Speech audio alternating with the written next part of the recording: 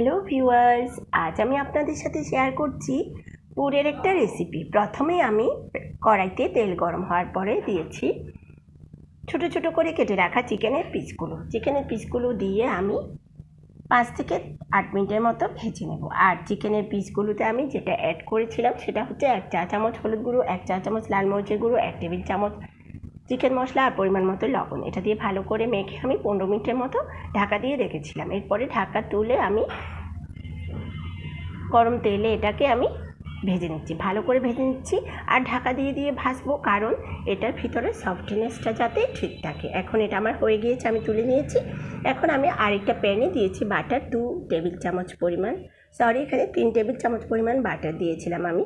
এটা গলে যাওয়ার পরে আমি এখানে দিয়ে দিচ্ছি উঁচু 2 চা চামচ ময়দা। এটাকে এখন আমি বাটারের সাথে ভালো করে গুলিয়ে নেব, মিশিয়ে নিচ্ছি ভালো করে আমি বাটারটা আর ময়দাটা। এখন মেশানোর পরে আমি এখানে অ্যাড করছি 1 কাপ দুধটা আগে থেকে জাল করা ছিল, আর এটা ঠান্ডা দুধ। এখন এটা আমি ফুটার জন্য অপেক্ষা করি একটু।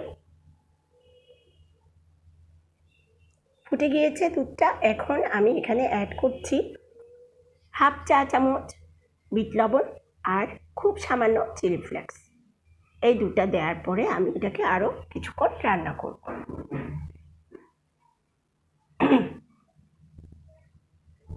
এটা ভালো করে মিশিয়ে নিয়ে আমি কিছুক্ষণ রান্না করব, আর এটা ঘনত্বটা চেক করে নামিয়ে নেব। ঠিক এরকম ঘনত্ব যখন আসবে তখন নামিয়ে নিয়েছি হোয়াইট সসটা। এখন আমি আরেকটা প্যানে বেশ খানিকটা তেল দিয়েছি, যাতে এখানে আমি পুরো সবজিটা ভাজতে পারি।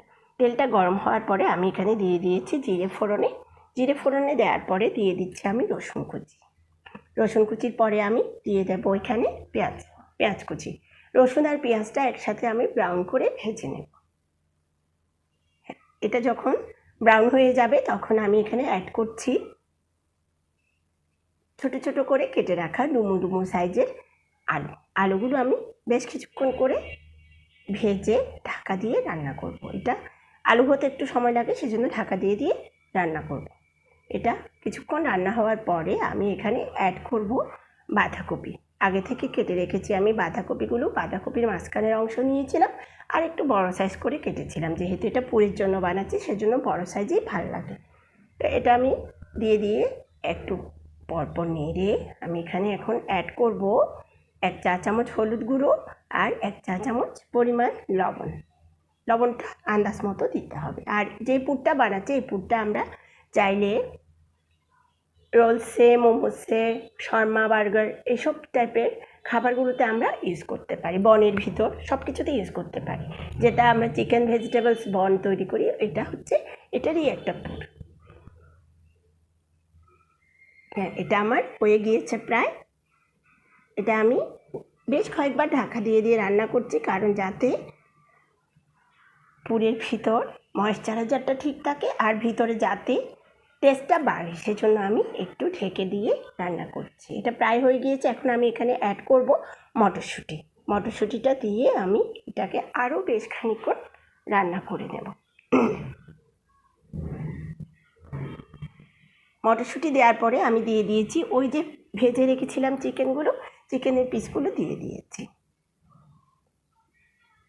চিকেনের পিসগুলো দিয়ে আমি একটু নেড়ে তারপরে দিয়ে দিচ্ছি রেডি করে রাখা টমেটো পিউরিটা দেওয়ার পর আরও কিছুক্ষণ রান্না করব এটাকে। তারপর আমি অ্যাড করছি হোয়াইট সসটা আমি বানিয়ে রেখেছিলাম। হোয়াইট সসটা এখন এখানে দিয়ে দিয়েছি। পুরের মধ্যে হোয়াইট সসটা না দিলে আপনার সঠিক পুর হবে না। হোয়াইট সসটা অবশ্যই অ্যাড করতে হবে পুরের মধ্যে।